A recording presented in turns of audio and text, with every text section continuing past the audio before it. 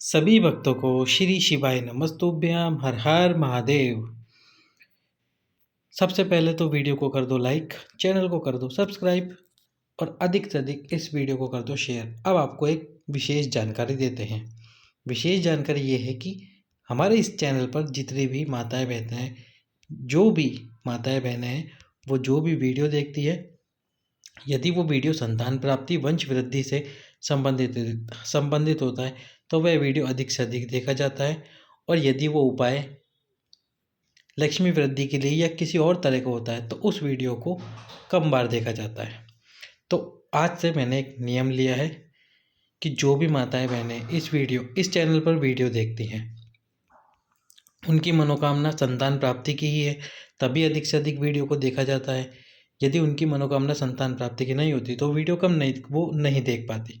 तो इसलिए जो भी माताएं बहनें इस चैनल पर या इस चैनल पर जो भी वीडियो अपलोड हो रहा है, उसमें जो भी मैं आपको उपाय बताऊंगा मनोकामना की पूर्ति के लिए, तो मैं यही मान के मनोकामना की पूर्ति के लिए उपाय बताऊंगा आपको कि उनकी मनोकामना केवल और केवल संतान की प्राप्ति के लिए ही है, वंश की वृद्धि के लिए ही है। तो मेरे लिए आज से जो भी मनोकामना पूर्ति उपाय है वो संतान प्राप्ति उपाय है, केवल और केवल संतान प्राप्ति उपाय। क्योंकि जो भी उपाय संतान प्राप्ति से संबंधित होता है उस उपाय को सभी माताएं बहनें बहुत अच्छे से देखती हैं, बाकी वीडियो नहीं देखे जाते। तो इसलिए जो भी मैं आपसे मनोकामना पूर्ति उपाय अपलोड करूँगा वो संतान प्राप्ति का ही उपाय होगा।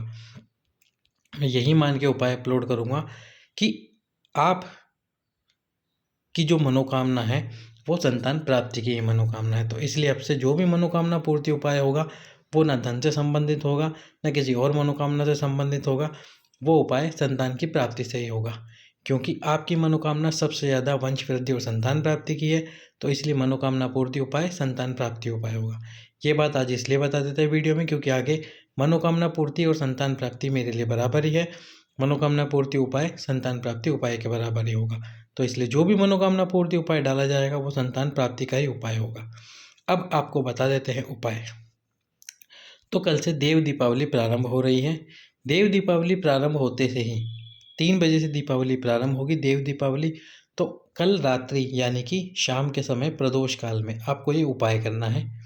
एक दीपक देव दीपावली के दिन, सबसे पहले तो एक और जानकारी कि जो आपने दीप जलाए थे धनतेरस के दिन, रूप चौदस के दिन और अमावस्या के दिन यानी दीपावली वाले दिन, उन दीपों का आपको फल तभी प्राप्त होगा जब आप देव दीपावली पर दीप प्रज्वलित करेंगे।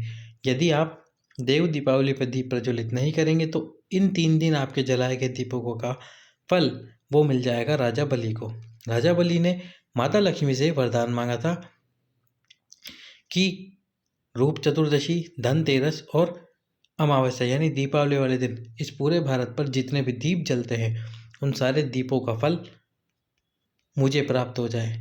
और साथ ही साथ में फिर माता लक्ष्मी ने राजा बलि से ये वरदान मांगा था। तो उन्होंने कहा था जो भी व्यक्ति देव दीपावली के दिन यानी कि कार्तिक मास की पूर्णिमा के दिन किसी भी सरोवर, किसी भी नदी, किसी भी कुआं, किसी भी तालाब, बावड़ी के नीचे या किसी सरोवर के तट पर एक दीप लंबी बाती का जिस मनोकामना से प्रज्वलित करेगा उसे इस 3 दिन के दीपों का फल तो प्राप्ति होगा, साथ में वो जिस मनोकामना से यानी कि संतान प्राप्ति की मनोकामना से दीप प्रज्वलित करेगा तो उसकी मनोकामना भी पूर्ण होगी।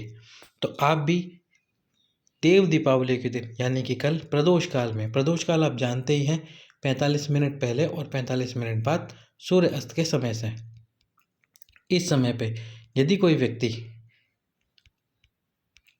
प्रदोष काल में एक दीपक किसी सरोवर के तट पर, तालाब, कुआं, बावड़ी के तट पर, साथ ही साथ में यदि तालाब, कुआं, बावड़ी आसपास ना हो तो फिर पीपल के वृक्ष के नीचे, आंवले के वृक्ष के नीचे या फिर बेलपत्री के वृक्ष के नीचे दीप प्रज्वलित कर देता है।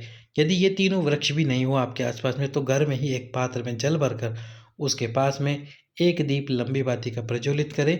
आप ये मनोकामना बोलते हुए बैकुंठ अमावस्या, दीपावली, धनतेरस, रूप चौदस और दीपावली के दिन जो आपने दीप जलाए थे उनका तो फल आपको प्राप्त होगा ही होगा। जिस मनोकामना से आप ये दीप प्रज्वलित करेंगे आपकी वह मनोकामना भी पूर्ण होगी।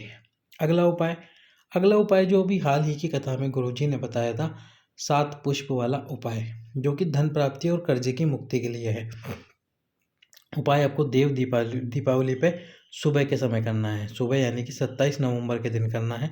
7 पुष्प रखने हैं आपको एक जैसे, अलग अलग 7 पुष्प नहीं, एक जैसे 7 पुष्प रखने हैं। अब इन 7 पुष्पों को रखकर 7 पुष्प रखने के बाद में आपको करना क्या है, इन 7 पुष्प के सम्मुख में 7 दीप रखने हैं। 7 दीप रखने हैं और 7 दीपों को प्रज्वलित करना है। पुष्पों की पूजन करनी है और 7 दीपों को प्रज्वलित कर देना है। प्रज्वलित करने के बाद जो 7 दीप आपको रखने कहाँ हैं, आपके रसोई घर में जहाँ पर आप पानी को भरकर रखते हैं, उस स्थान पर आपको इन दीपों को रखना है। यानी कि उसके जस्ट पास में आपको इन पुष्पों को रखना है और पुष्पों के साथ में दीपों को रखना है। दीप को रखने के बाद में दीप प्रज्वलित कर दीजिए। जैसे ही पुष्प की आप पूजन कर लें और दीप प्रज्वलित कर लें, जब दीप ठंडे हो जाए तो पूरे दिन भर में 3 बजने से पहले, क्योंकि 3 बजे पूर्णिमा समाप्त हो जाएगी, तो 3 बजे से पहले पहले आपको ये उपाय करना होगा।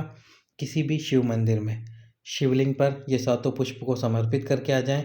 यदि शिव मंदिर आसपास नहीं है, बेलपत्री का वृक्ष है शिव मंदिर से भी पास में, तो बेलपत्री के वृक्ष के नीचे ये 7 पुष्प समर्पित कर दें। और ये 7 पुष्प समर्पित करने के बाद में यदि शिवलिंग पे करे हैं तो वहाँ से एक पुष्प उठा के लाएं। यदि बेलपत्री के वृक्ष के नीचे आपने करे हैं तो वहाँ से एक पुष्प उठा के लाएं। यानी कि यदि शिव मंदिर जा रहे हो तो शिवलिंग पे से उठा लेना है, शिव मंदिर नहीं गए, किसी वृक्ष के नीचे यानी बेलपत्री के वृक्ष के नीचे गए हो तो वहाँ से एक पुष्प उठा के अपने घर में रख लेना है हमेशा के लिए। धन से संबंधित कैसी भी आपकी समस्या होगी वह पूर्णतः समाप्त होगी। अगला जो उपाय है, यदि किसी नारी के केश झड़ते हैं यानी कि बाल झड़ते हैं, बालों की समस्या है उनको, तो आप ये उपाय अवश्य ही करें।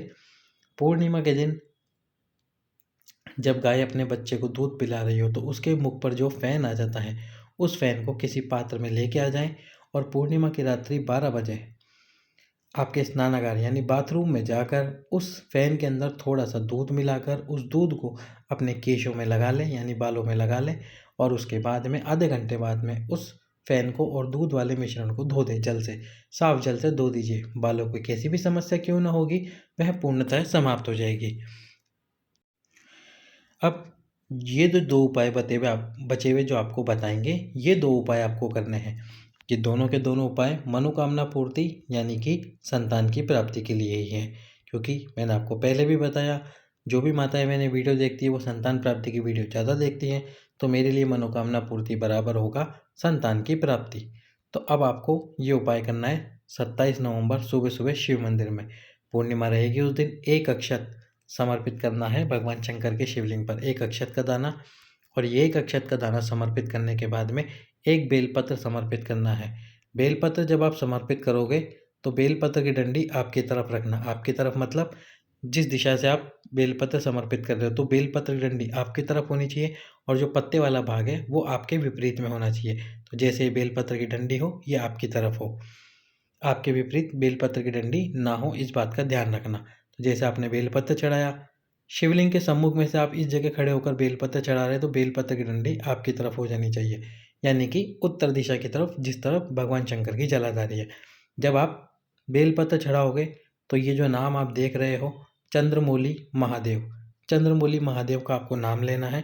चंद्रमौली महादेव का नाम लेने के बाद में 1 कलश जल उसी बेलपत्र के ऊपर समर्पित करना है, बिल्कुल धीरे धीरे चंद्रमौली महादेव का नाम लेते हुए। चंद्रमौली महादेव का नाम लेकर यदि आप ये उपाय कर लेते हैं मनोकामना पूर्ति के लिए, तो आपकी वह मनोकामना शीघ्र ही पूर्ण हो जाएगी। अगला जो उपाय है वो है दुख की समाप्ति के लिए और मनोकामना की पूर्ति के लिए। यदि आपको शिव मंदिर में ये उपाय आपको करना है सोमवार के दिन, यानी कि 27 नवंबर कार्तिक पूर्णिमा के दिन, उस दिन आपको करना है। यदि आपको शिव मंदिर में कनेर का पुष्प मिल जाए, कनेर का पुष्प आप जानते ही हैं पीले कलर का, शिव जी पर चढ़ा हुआ हो या जलाधारी से नीचे गिरा हुआ हो, कहीं पर भी आपको मिल जाए, तो आपको इस कनेर के पुष्प को पहले उठाना है धोकर, फिर उस पुष्प को 5 स्थान पर स्पर्श कराना है। पहला स्थान भगवान गणेश जी, दूसरा स्थान भगवान कार्तिकेय, तीसरा स्थान माता अशोक सुंदरी, चौथा स्थान माँ पार्वती और 5वां और अंतिम स्थान है ये जो त्रिशूल है, ये त्रिशूल के जो मिलन का स्थान है, तीनों शूलों के मिलन का स्थान है। इस स्थान पर आपको उस कनेर के पुष्प को स्पर्श कराना है और स्पर्श कराकर फिर भगवान शंकर के शिवलिंग के ऊपर समर्पित कर देना है। कैसा भी दुख आपके जीवन में चल रहा होगा, कैसी भी तकलीफ आपके जीवन में चल रही होगी, वह पूर्णतः समाप्त होगी। सभी भक्तों को श्री शिवाय नमस्तुभ्यम।